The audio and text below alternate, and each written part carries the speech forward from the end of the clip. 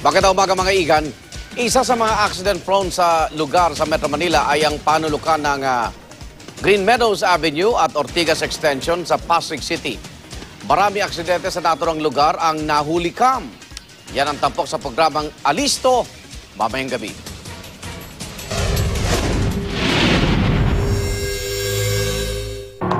Ay sa command center ng Pasig City na siyang namamahala sa monitoring ng mga CCTV sa syudad, madalas ang aksidente sa panulukang ito ng Green Meadows Avenue at Ortigas Extension.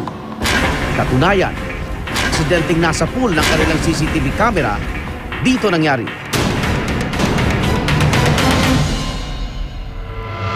Pasado alas 4 ng hapon nang masagi ng isang pickup ang isang bagong kotse.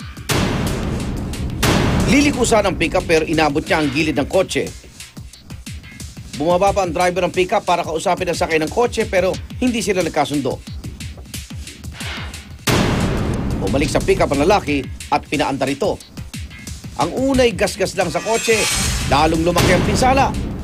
Ang bumper, tuluyan nang natanggal. Pagmasdan ng kotseng ito, naliliko sa intersection. Maya-maya pa, sumalpok ang isa pang sasakyan. Tumilapon ang kotse at natamay din ang isang taxi.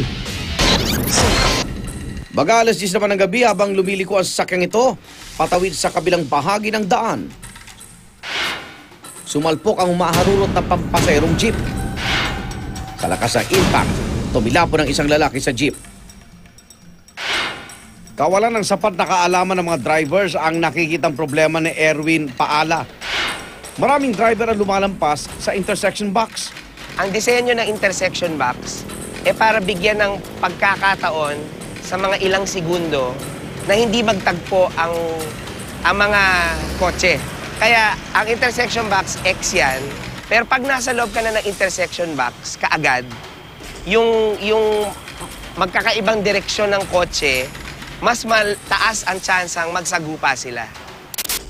Kaya sa susunod na mapadaan sa bahagi ito ng Ortigas Extension, maging alisto para iwas disgrasya, mga igan.